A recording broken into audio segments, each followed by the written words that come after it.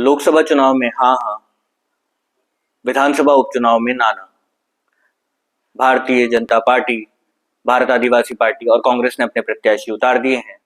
पर सच माने तो कांग्रेस, जो लंबे समय से गायब रही है, उसे जनता के बीच में जाने पर इसका नुकसान भी झेलना पड़ेगा और कई जवाब भी देने पड़ेंगे। This is Offbeat and Personal with Udit. Please like, share and subscribe the channel. नमस्कार, स्वागत है आपका इस विशेष वीडियो के अंदर, which is powered by QIFM, the stock market training institute. आदिवासी अंचल मेवाड़ और वागड़ की धरती पर होने वाले उपचुनावों के लिए चुनाव की चौसर बिछ चुकी है। भारतीय जनता पार्टी, भारत आदिवासी पार्टी और कांग्रेस ने अपने प्रत्याशी उतार दिए हैं।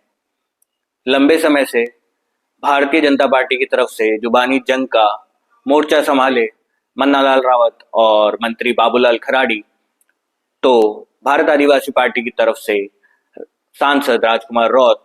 अब देखना होगा जब जनता के बीच जाएंगे तो समर्थन किसको ज्यादा मिलता है। ये देखना बहुत रोचक होगा कि जनता उनके द्वारा की गई इतने दिनों से चल रही बयानबाजी पर किस तरीके का रिएक्शन देती। कांग्रेस लंबे समय से पिक्चर से गायब है। ना किसी विरोध प्रदर्शन में या कोई मुद्दा उठाकर उसने जनता के बीच में जाने की कोशिश करी। इसी अंचल के उनके सबसे बड़े नेता रघुवीर मीणा तक कहीं किसी धरने प्रदर्शन या किसी चीज में नजर नहीं आए। इसका नुकसान तो कांग्रेस को उठाना पड़ेगा।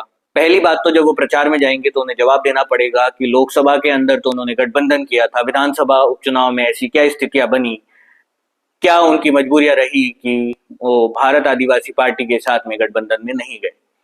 उन्हें ये भी जवाब देना पड़ेगा कि जब वो जानते हैं कि भारत आदिवासी पार्टी और कांग्रेस का वोट बैंक ज्यादातर एक जैसा है और अगर कांग्रेस अलग से चुनाव लड़ेगी तो भारत आदिवासी पार्टी को नुकसान होगा, फिर भी वो एक साथ क्यों नहीं आए भाजपा को कमजोर करने के लिए। भारतीय जनता पार्टी अपने स्ट्रेटेजी में बिल्कुल स्पष्ट है। वो अपने कोर वोट बैंक को मजबूत करने में लगी है, अपने विचारधारा के वोट बैंक को मजबूत करने में लगी है।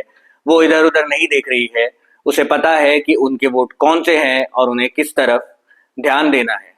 इसीलिए उन्होंने सिमलवाड़ा के प्रधान कारीलाल नोनामा को अपना प्रत्याशी बनाया है। देखने लायक एक चीज ये है कि वो अपने आप में एक प्रभाव रखते हैं अपने क्षेत्र में, पर पिछले दिनों या कहें कि विधानसभा चुनाव और उसके बाद लोकसभा चुनाव के बाद से भारत आदिवासी पार्टी का जो प्रसार हुआ है, चाहे संगठन के स्तर पर हुआ हो, चाहे विचारधारा के स्तर पर हुआ हो, उसकी जड़ में सिमलवाड़ा क्षेत्र भी आया है और भारत आदिवासी पार्टी पिछले बार से ज्यादा मजबूत है इस क्षेत्र में। तो इसका असर भी देखना होगा कि भारतीय जनता पार्टी के प्रत्याशी अपने क्षेत्र से कितने ज्यादा मत पाकर भारत आदिवासी पार्टी को शिकस्त दे सकते हैं। भारत आदिवासी पार्टी ने 84, जो कि उनकी पारंपरिक सीट बन चुकी है, क्योंकि राजकुमार रौत यहाँ से 2 बार जीते और फिर यहीं से उन्हें हिम्मत आई कि वो लोकसभा चुनाव लड़े और फिर वो लोकसभा चुनाव जीते। उन्होंने अपने प्रतिनिधि के तौर पर, या यूं कह लीजिए प्रत्याशी बनाया है अनिल कटारा को। अनिल कटारा के ऊपर जिम्मेदारी बहुत ज्यादा है, क्योंकि भारत आदिवासी पार्टी की गढ़ भी कह सकते हैं इस सीट को या राजधानी भी कह सकते हैं, क्योंकि राजनीति के अंदर भारत आदिवासी पार्टी को जो भी मिल रहा है उसका मंथन तो 84 की सीट से ही होकर गुजरता है।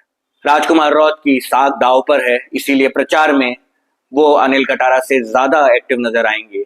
अनिल कटारा को भी पूरा जोर लगाना पड़ेगा कि वो चुनाव जीतकर 84 सीट से विधायक बनकर अपने सांसद को यह विजय भेंट करें।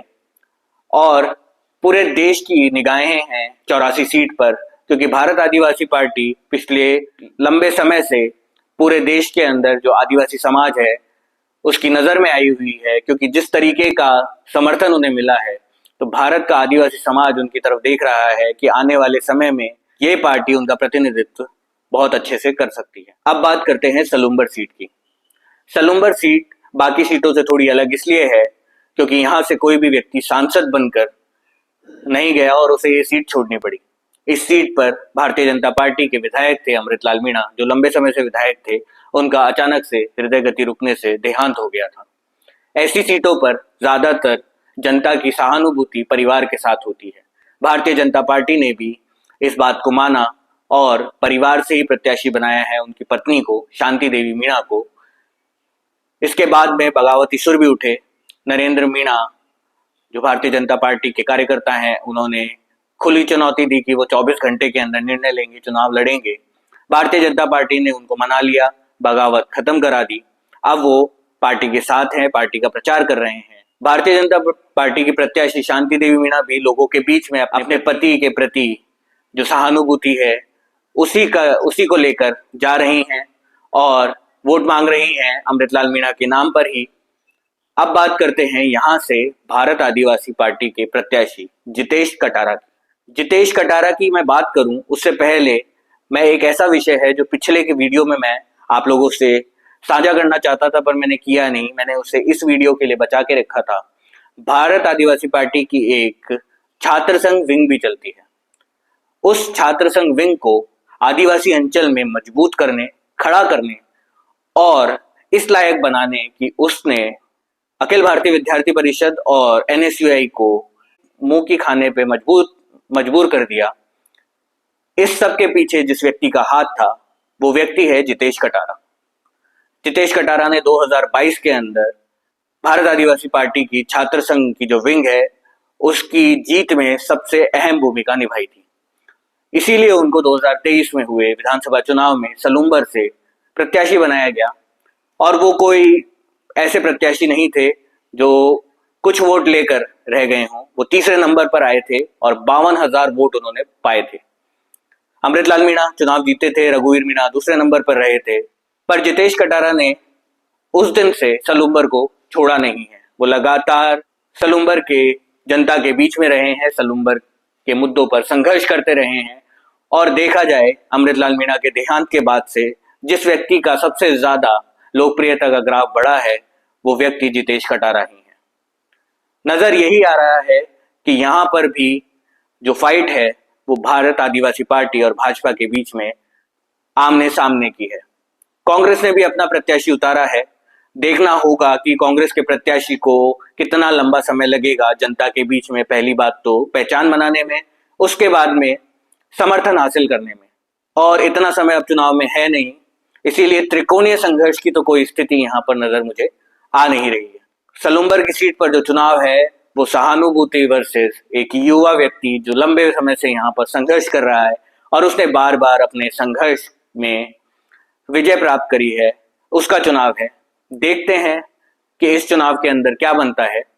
84 की सीट की अहम भूमिका है इस चुनाव के अंदर, क्योंकि ये चुनाव तय करेगा कि भारत आदिवासी पार्टी का अभेद गढ़ सुरक्षित रहता है या भारतीय जनता पार्टी या कांग्रेस उसमें सेंध लगाकर पूरे देश में ये मैसेज दे देती है कि सत्ता चाहे थोड़ी सी ही अभी भारत आदिवासी पार्टी के हाथ लगी है, वो धीरे धीरे कमजोर होना चालू हो गई है। कैसा लगा आपको ये वीडियो बताइएगा जरूर कमेंट में।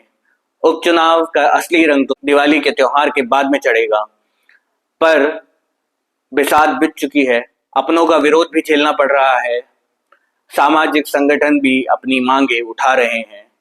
देखते हैं सारे राजनीतिक दल इन सब चीजों से किस तरीके से पार पाते हैं और कौन जीतता है वागड़ और मेवाड़ की धरती का यह राजनीतिक दंगल। और वीडियो आपके लिए लेकर आते रहेंगे, तब तक के लिए जुड़े रहिए। Please like, share and subscribe my channel. Thank you.